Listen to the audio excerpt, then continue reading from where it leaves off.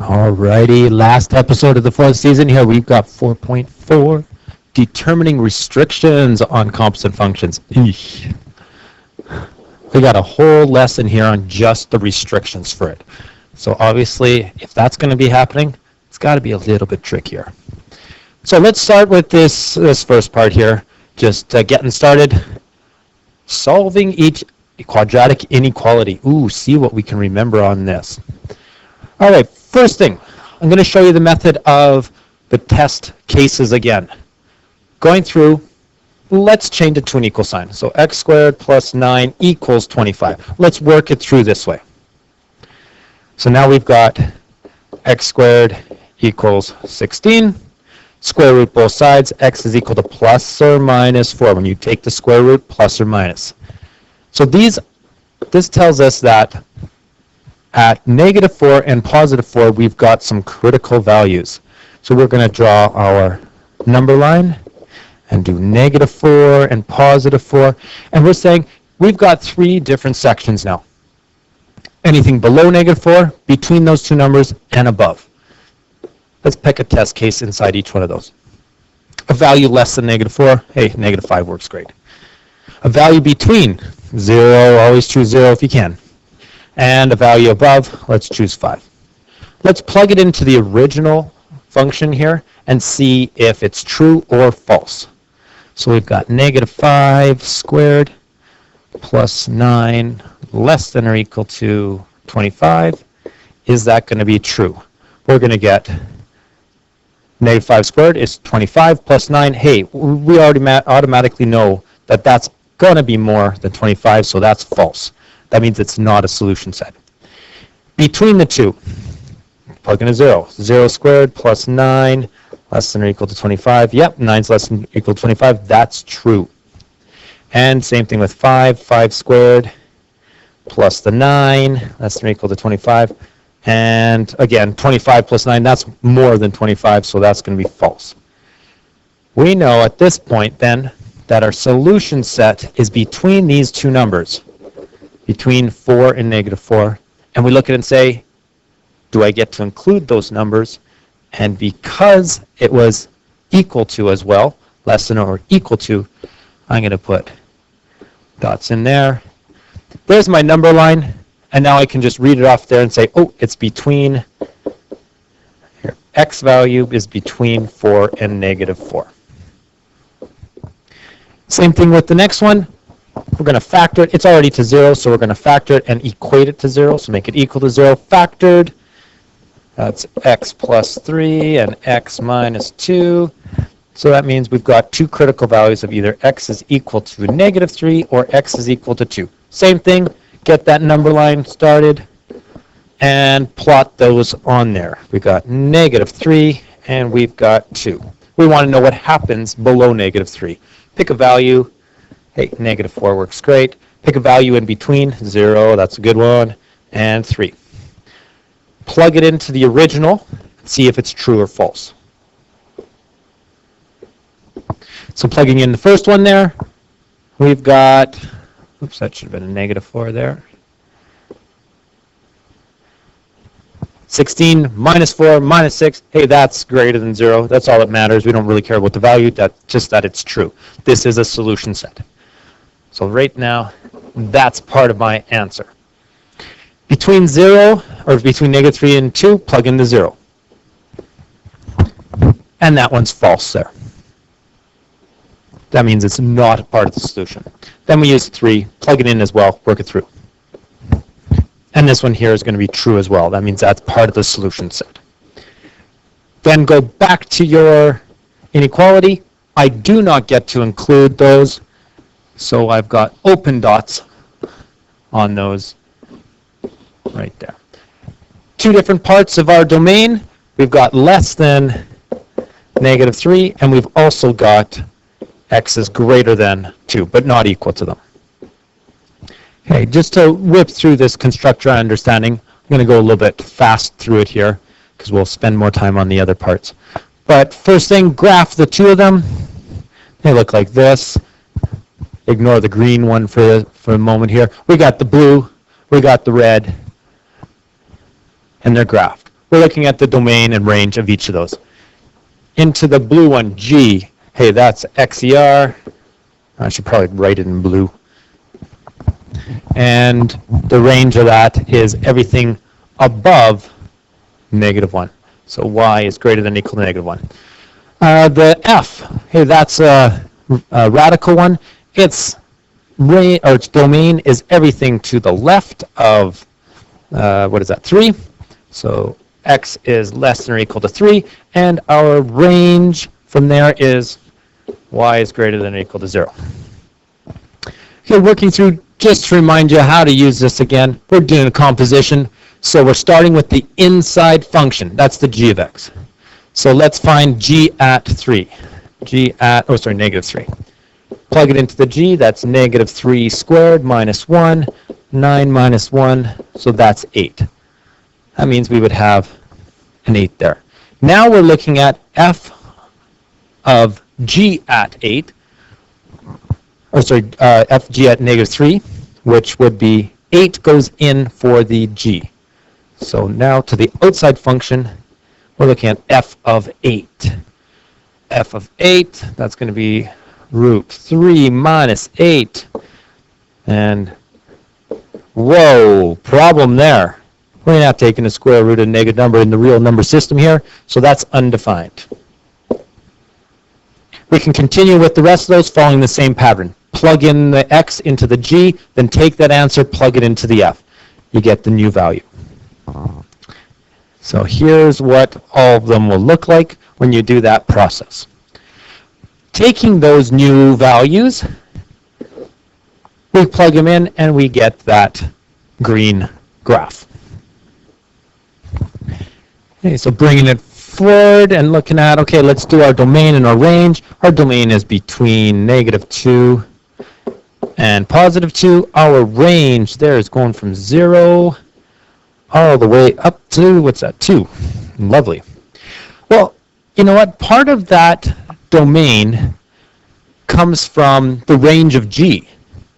So the domain and range of the originals are affecting both the domain and range of these new ones. And we'll look at that more as we go through.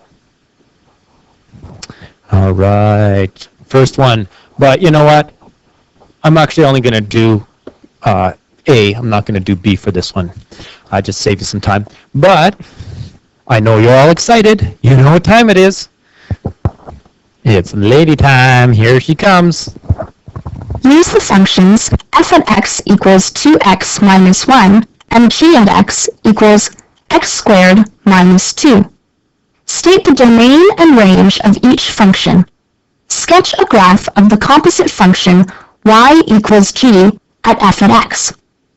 State the domain and estimate the range of the composite function. The graph of the function f at x equals 2x minus 1 looks like this. Its domain is all real values of x. Its range is all real values of y. The graph of the function g at x equals x squared minus 2 looks like this. Its domain is all real values of x.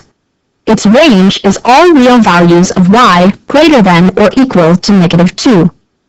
I need to find points in the graph of y equals g at f at x, so I'll start by finding points on the graph of y equals f at x.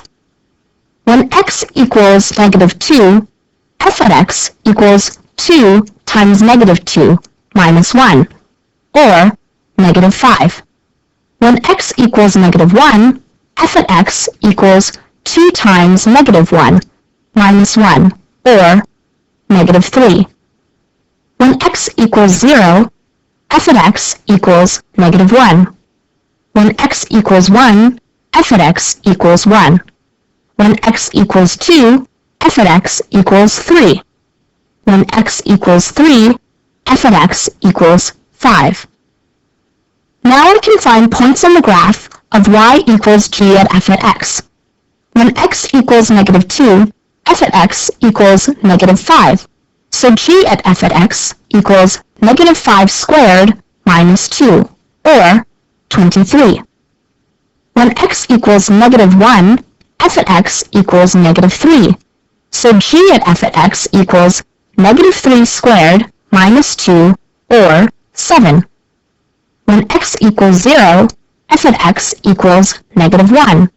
So g at f at x equals negative 1 squared minus 2, or negative 1. When x equals 1, f at x equals 1. So g at f at x equals 1 squared minus 2, or negative 1. When x equals 2, f at x equals 3. So g at f at x equals 3 squared minus 2, or 7. When x equals 3, f at x equals 5. So g at f at x equals 5 squared minus 2, or 23. Now I can plot the points. Negative 2, 23. Negative 1, 7. 0, negative 1. 1, negative 1. 2, 7. 3, 23. Now I can join the points with a smooth curve. This is the graph of y equals g at f at x. The domain is all real values of x. To find the range, I need to figure out the coordinates of the vertex. The x-coordinate of the vertex is halfway between 0 and 1, so it's 0.5. Y equals g at f at x, so I can substitute x equals 0.5 to determine the y-coordinate of the vertex. F at 0.5 equals 2 times 0.5 minus 1, which is 0. G at 0 equals 0 squared minus 2, which is negative 2. So the y-coordinate of the vertex is negative 2. This means that the range is any real value of y that is greater than or equal to negative 2. There we go. That was good stuff again. Great as always. All right, let's look at ours now. We're going to take what we just learned and try it out for ourselves. Use the function that and that. So let's state the domain and range of each to start with. Okay, well, we know that first one. Hey, that's a line. That's linear. So it's XER, YER. Good, that one's easy. Hey, this next one. That's a parabola opening down. Let's just rewrite it as negative x squared plus 4. They're trying to be tricky by throwing it a different place there. That's at 4 going down, so it's still XER. It's a parabola.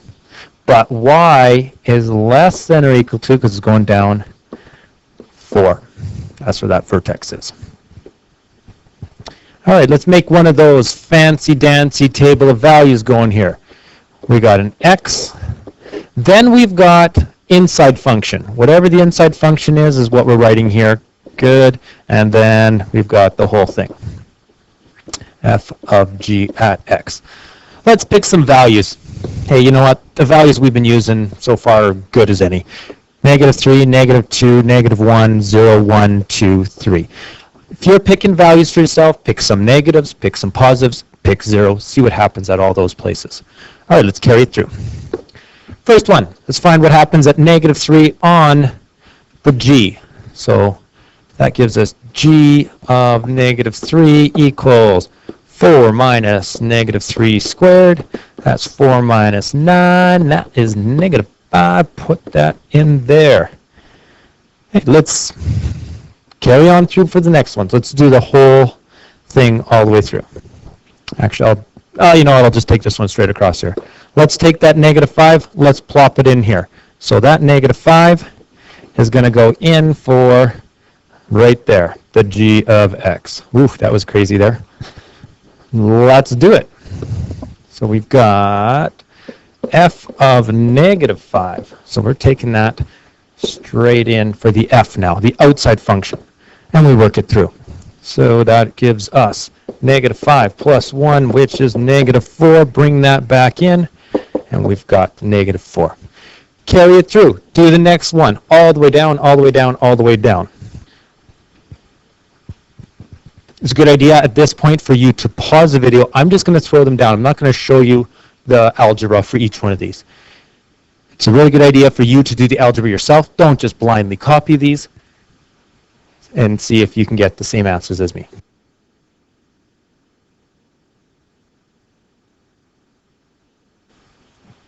do one more for you just to make sure you've got it. G at, we're taking -2, starting with the inside function. Plop it through. Look at that, going great. We've got 4 minus 4. Hey, that's 0. Boom. Now we go to the next one. Take that and put it into the outside function, which is f. So we take that straight into there and work it through. Work it. Whoop, work it. There we go. 0 plus 1. Look at that. That's 1. That's coming down into there. Keep going all the way through. Now's a good time to pause the video. Make sure you've checked it out. I'm going to finish the rest of them for you. All right, there's the answers. I hope you weren't being lazy and just copied them down without doing the work yourself. I should have probably thrown a couple mistakes in there just to keep you on your toes.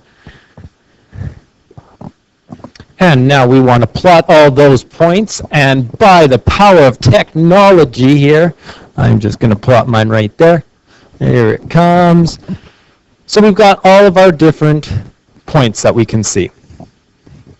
At 0, we've got 5. That's that point right there.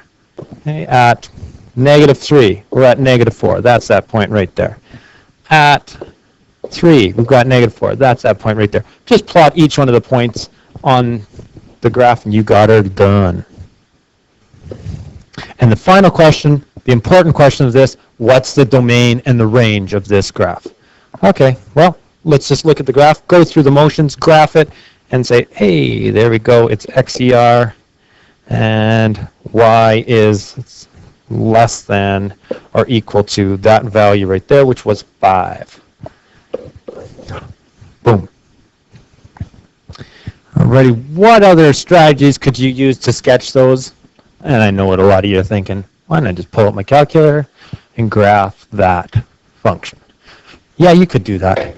Okay, and you could use that technique on the TI-83s where you got your y1 equals, you plug in your f at x, and y2, put your g into that one, whatever the functions are you have.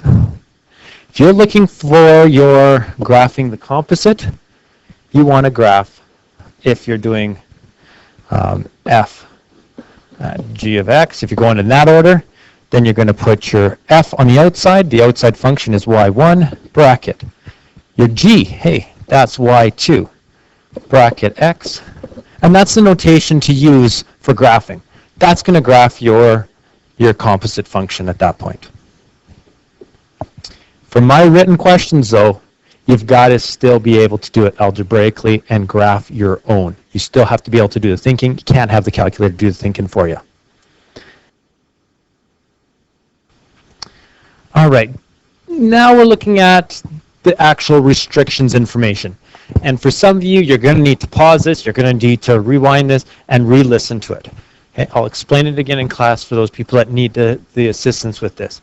It is a bit of a tricky concept because we got so much going on here. Let's first of all look at our domain and range of the originals. For f, it's a square root, so that means we can only use x values that are greater than or equal to 0. For the range, the y is also greater than or equal to 0. So we're talking about this one right here. Okay. And for the g, we're looking at this one, and we know that it's also XER and YER because it's a line. Here comes the tricky part. All right. So for this composite function now, the domain is restricted to x is greater than or equal to 0. We just talked about that. That's our outside function. Look at that. We know that the f has to have an input value that's greater than or equal to 0, because that's where we can't take the square root of a negative number. So our input value that's going into the f, whatever we're going to put into the f, has to be greater than or equal to 0. And that's what they're talking about here. That the g has to be g is the input value into the f. It has to be larger than 0, above the x-axis. That's what this is meaning. So in order to be inputted into f, it's got to be positive. Where on the graph of g is it above the x-axis? And we're saying everything that's greater than or equal to -3. That's above the x-axis. So that gives us our domain now of our composite. We know that for the domain of the composite, x has to be greater than or equal to -3. Let's go the other direction, g of f at x. So same kind of thing. We first of all look at the outside function. Is there any restrictions on the outside part of it? Is there anything that I can input into that I cannot input into g? Oh, g was XCR. So there's no restrictions on the g. I can put in whatever I want input into the g. So that means f of x could be whatever it's allowed to be. And in this case, there's a restriction on that f which is greater than or equal to 0. There's no restriction on the g, so I can input whatever f allows. So my answer is going to be x is greater than or equal to 0. And that's this part here, which is also the same restriction as what f had. So we write x is greater than or equal to 0 as our domain. And they've got that in general there. In general, that's only defined for x equals a if a is in the domain of the inside function. If a is part of the inside function and the g at a, which is an element of the range of g, is in the domain of f. Oh, what the heck does that mean? Well, let's work with it, and it makes a little more sense. And as you can see in this next question, there have to be restrictions on the original f and g in order for there to be restrictions on the new f at g. Alrighty, let's check this one out here. We got the one question. It's a 50-50 chance guess. Is that defined there? Yes or no? There's your bit.ly link. Go have at her. And again, for time, I'm not going to do both of these. I did A in last one, so I'm going to do B for this one here now. Alrighty, let's put her together. Let's get an equation based on this, and then get its domain, the restrictions on it. So let's start with the equation.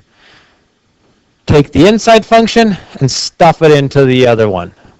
So we're taking this and stuffing it in for the x on the other one. Let's do it. So we've got f of substitute x squared minus 4x.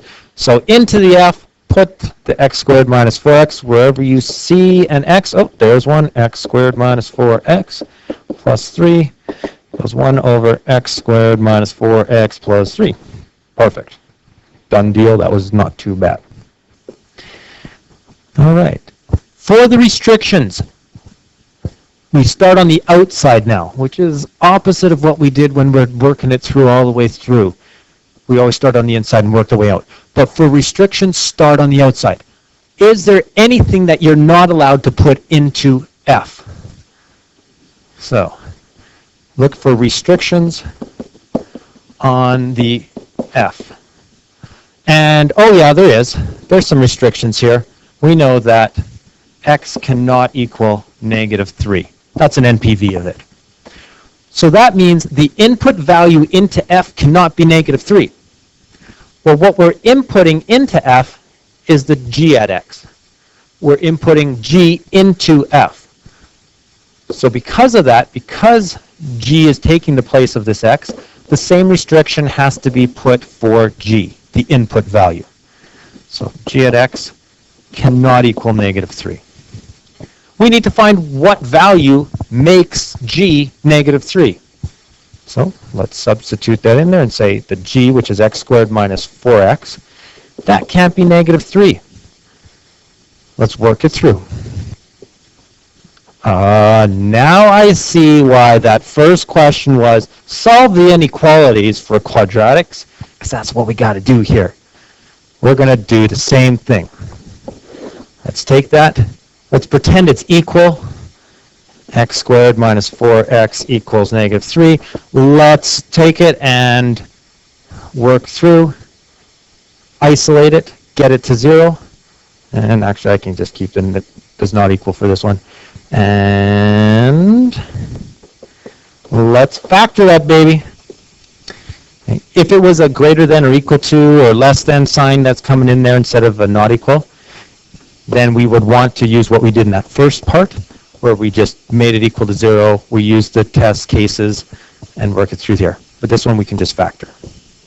All right, we got x minus 1 and x minus 3 is not equal 0. So that means x cannot equal 1 and x cannot equal 3.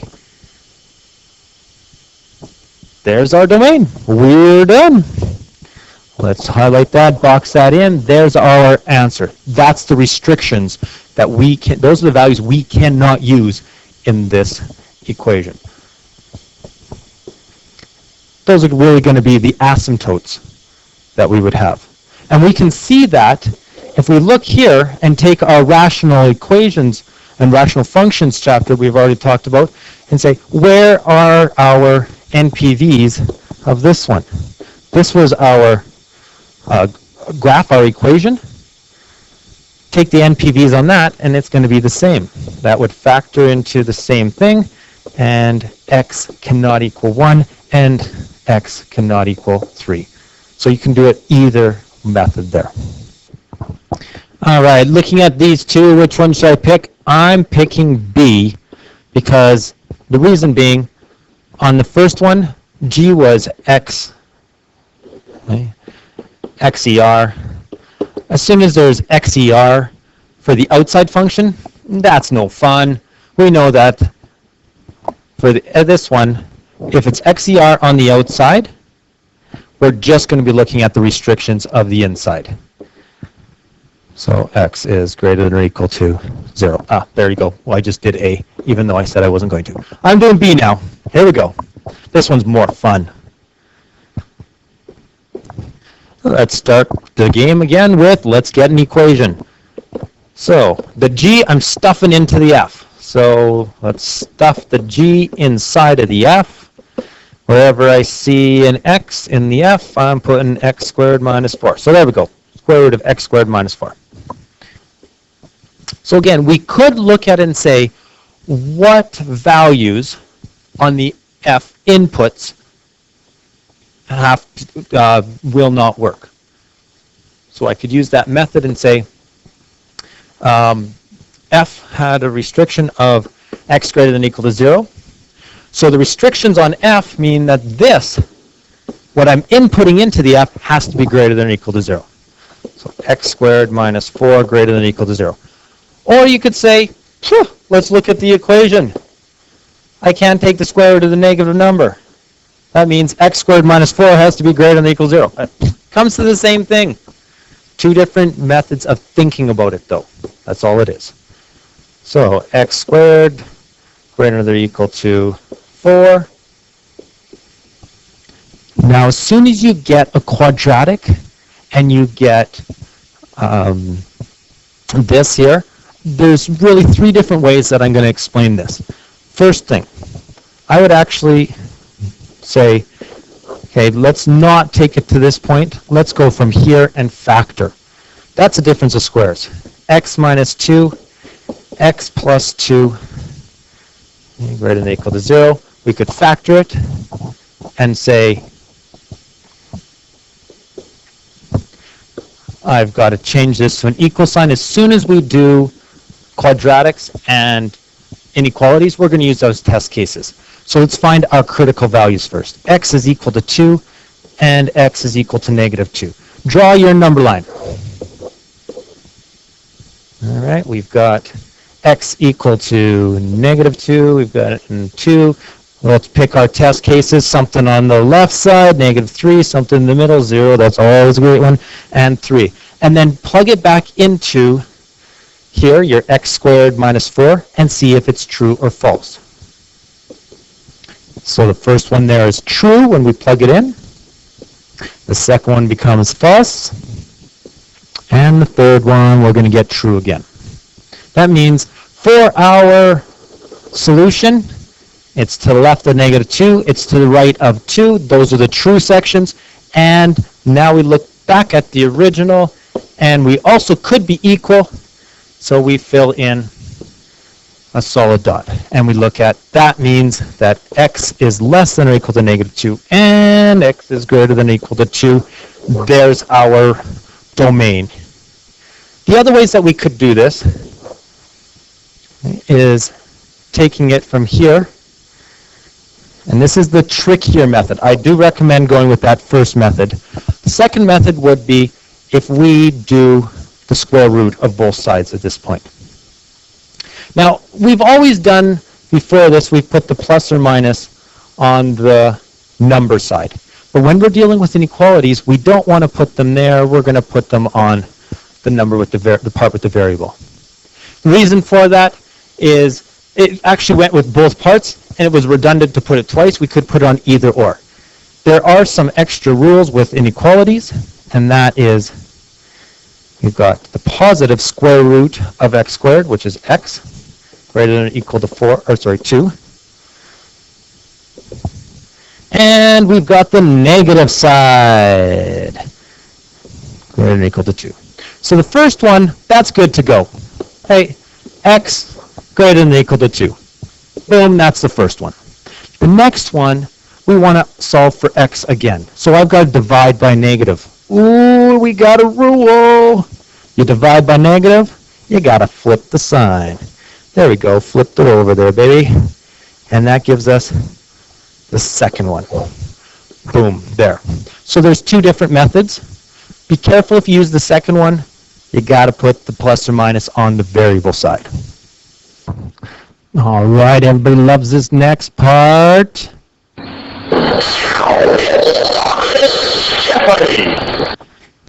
Nice. We're working backwards here now. We're saying, hey, I've got my composite function. What was the originals?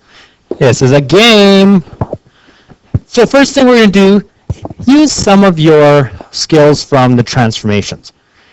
If we've got something stuffed into another one inside brackets, hey, let's just make that one of the functions. So in this case, when we look at this h, we can say, right here, we've got something stuffed inside with the x. Let's pull that out and make that its own equation. So then that slides through right there. We've replaced that x minus 3 with a g at x, and then we say wherever we put that g, just put an x there, and we've got the other equation. Okay. So let's take a look further at our own. I'm going to do both of these now because it actually gets a little bit quick for this part. Look at your first one. Is there anything stuffed inside of brackets into the other one? Sure is, right there. Let's take that out and make that the inside function. In this case, the g. Oops. And now wherever I put that in there, what I did is I substituted, so I said really y is equal to that. Or I took this g inside of there. Well, just change that to an x, make this into an f, and we've got the second function. First one, second one, done deal. Let's look at the next one. Again, identify anything that looks like it's been stuffed. Hey, there's real brackets there hiding in there. So let's take that inside the brackets, pull it out, make it into a g. So right there, g is going to be 3 plus x. Now, whatever you took out of that equation, let's cross that off and make that into an x. And that's your f equation then. So then f is equal to the root of, with that substituted to the x. Bang on, we got it good. Okay, so we could get real fancy here. We could go stuff inside of stuff inside of stuff, just keep stuffing her in there.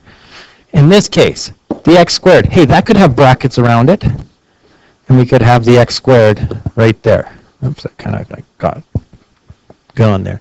So we could say x squared, that's our first one. Which then leaves us with the next level, right there, the g. Which then leaves us with the next level, which is there at x to the 4. We could go 3 levels on that one. And again, this learning is for you, not for me. Hit your 2 questions, get the thinking down, go deeper into these concepts. The further you go, the better you understand them.